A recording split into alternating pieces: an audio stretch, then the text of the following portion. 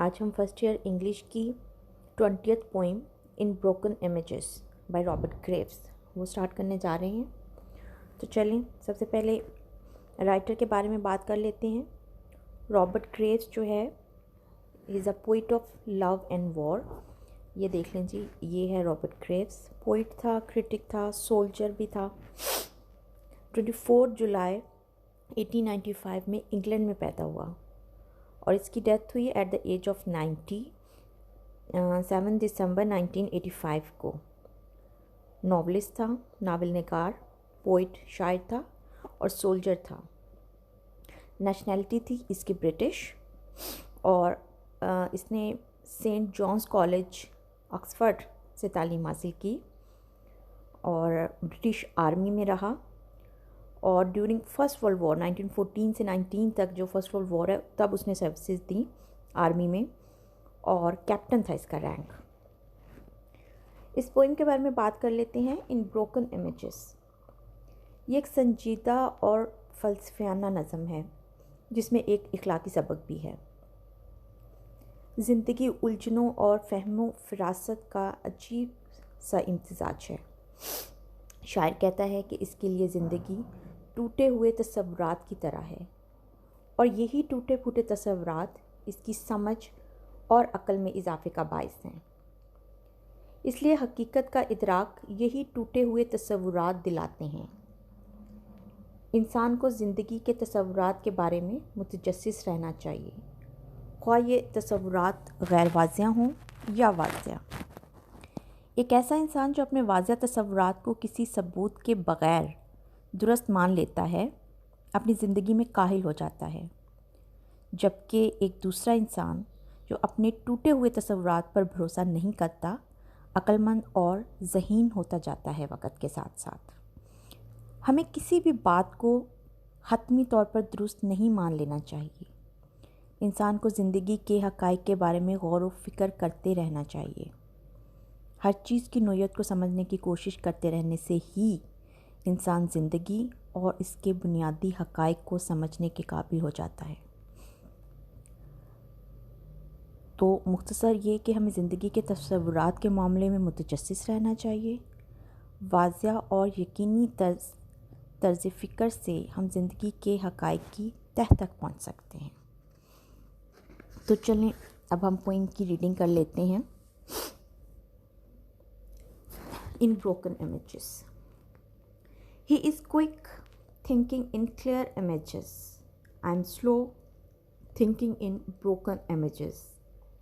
He becomes dull trusting to his clear images. I become sharp mistrusting my broken images. Trusting his images, he assumes their relevance. Mistrusting my images, I question their relevance. Assuming their relevance, he assumes the fact. Questioning their relevance, I question the fact.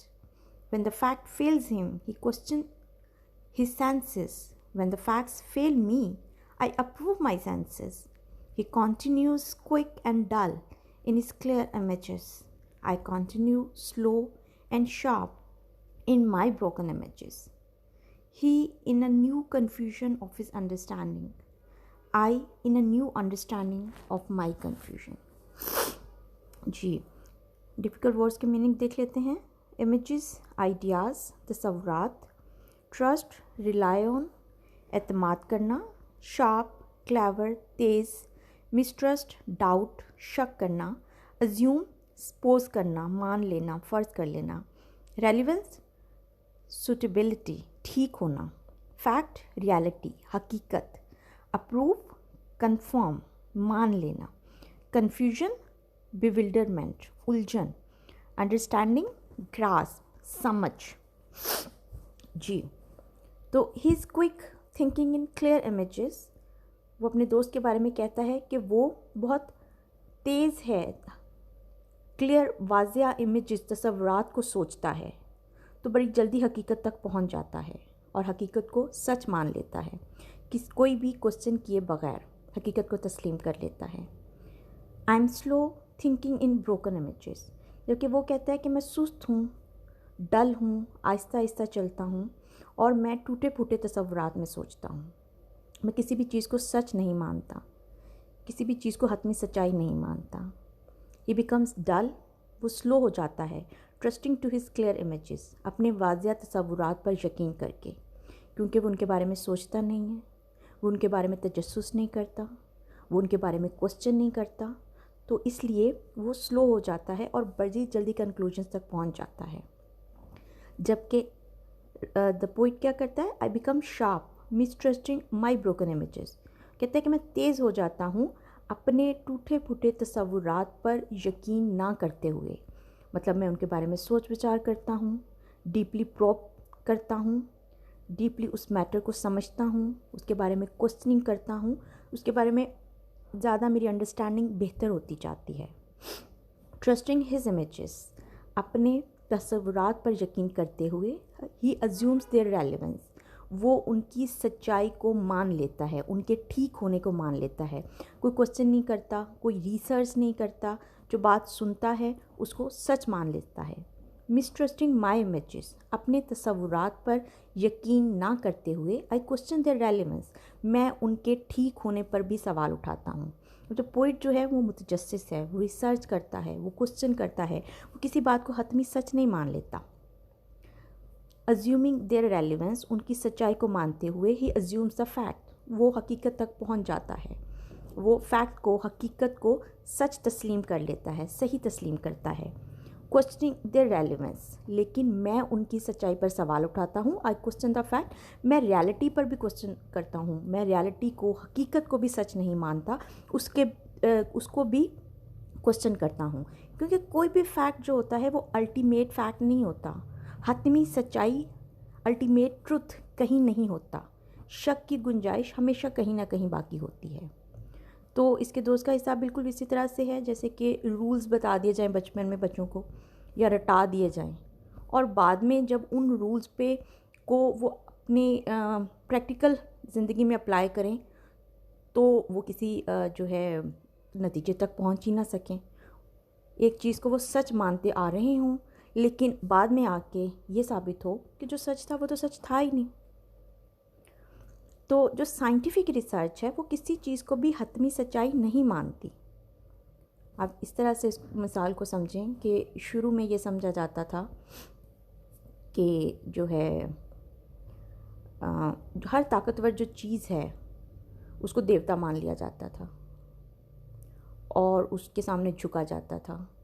लेकिन आहिस्ता आहिस्ता जैसे सूरज को निकलते हुए देखा तो लगा बहुत ताकतवर है, उसके सामने झुकते गए। बारिश आई तो लगा ये बहा के ले जाएगी, उसको सजदे करने लगे।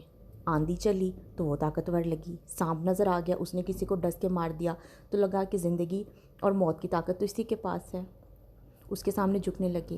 लेकिन आहिस्ता आहिस्ता साइंस ने आके सारी इन चीज़ों की हकीकत खोली कि ये तो कुदरत के मज़हर हैं, ऑब्जेक्ट्स ऑफ नेचर हैं, इनके अपने पास कोई ताकत नहीं है।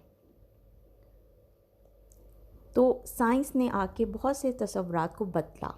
अगर जिस चीज़ पर यकीन करते थे और क्वेश्चन किए बगैर, कुछ लोगों ने क्वेश्चन किया, जैसे दिन को सूरज निकला, जब शाम को डूब गया तो उसने कहा इसके पास क्या ताकत, शाम को तो डूब गया, खुद ही अंधेरे में चला गया, ये खुदा कैसे हो सकता है।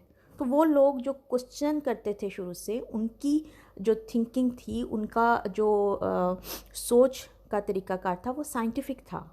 और ये साइंटिफिक तरीक़ाकार ही है जो आगे लेके चलता है, जो कि कंक्लूजन्स की तरफ लेके जाता है, जो कि सच्चाइयों की तरफ लेके जाता है, जो कि फैक्ट्स की तरफ लेके जाता है।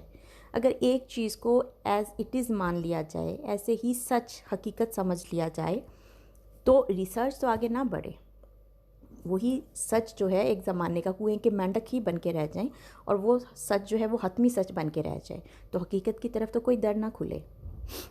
तो चलें फिर वो कहता है when the facts when the fact fails him he question his senses, जब हकीकत उसको झुठलाती है, गलत साबित हो जाती है, तो वो अपने हवास पर सवाल उठाता है, क्योंकि उन हवास के ज़रिए से ही उसने उस सच को समझा होता है, उसको सच को माना होता है।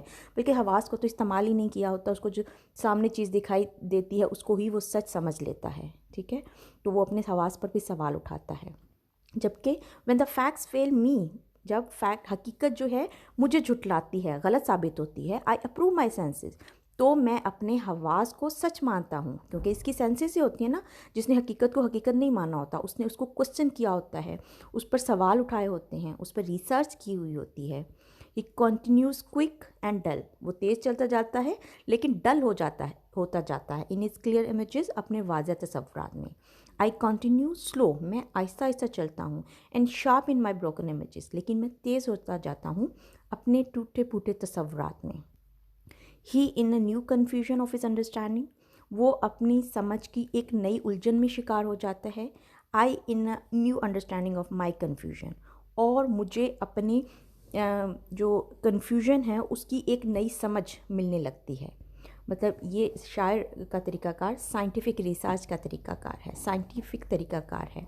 साइंस में कोई भी चीज़ हतमी सच नहीं होती, किसी चीज़ को आखिरी सच्चाई नहीं मान लिया जाता, उस पर क्वेश्चन किए जाते हैं और सॉरी उसमें चेंज होने की, उसमें इम्प्रूवमेंट की गुंजाइश हमेशा रहती है। जबकि जो दूसरी टाइप की थिंकिंग है उसमें किसी भी पेश की गई सच्चाई को सिर्फ इस वजह से सच मान लिया जाता है कि उसको ऐसे ही सच माना जाता रहा है, और इस किस्म के जो लोग होते हैं वो आगे नहीं बढ़ सकते और बाद में वो अपनी सेंसेस को क्वेश्चन करते हैं और हमेशा कन्फ्यूजन में रहते हैं। जबकि दूसरी किस्म जो सोच विचार करने वाले लोग हैं वही आगे बढ़ने वाले लोग हैं, वही नई सच्चाइयाँ दरियाफ्त करने वाले लोग हैं। जी, तो ये तो पॉइंट थी जो कि बहुत फ़िलोसॉफिकल और साइंटिफिक रिसर्च के बारे में थी। अच्छा जी, अब हम इसके क्वेश्चंस देख लेते हैं।